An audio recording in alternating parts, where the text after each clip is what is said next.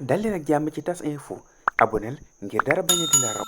Ousmane Sonko ci déclaration bi mu doon def tey jii ci ngoon waxati na fa loo xamante ne ñu bëri ñàkk ko topp di salance ak TikTok ak mbala gi nga xamante ne moo di Adji Sarr ndax kat moom Ousmane Sonko dañuy kat tëddewul tey ak Adji Sarr tëddewul moom ëllëg musuñoo jige sax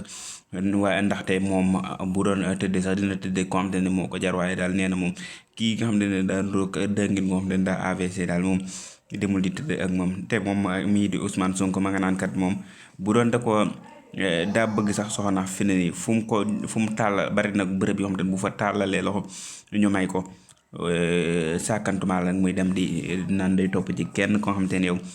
ku tekkiwul dara la ca tegaat ne ni muy may dem ci moom di ko jéem a siif ak ya moom Ousmane Sonko waat na ci tamit ci yàlla ci ni kat loolee nga xam te ne moom la ñuy wax noonu du lu am tey du lu am ëllëg leneen li ba tey jii te moom Ousmane Sonko ma ko wax moo di convocation bi ci moom mu ni jotu ko tey jotu ko ëllëg ba booboo jot na caa waat encore ci ni kat commissaire boobu ñu naan moo ko jox gisagul mu jox ko waaw jox ko mais à mais kon bu boobaa kooku comme ko jox kon xamuñu ko moom moomee di Ousmane Sonko jot naa waat mbir yooyu yëpp waaye daal la mu wax ki nga xam ne moo di Adji Sarr nekk na lu xorom loo xamante ne nit ñi ñu ngi koy ŋaawte di ci naqaral ak a tooñ kii di Adji Sarr muy lu doy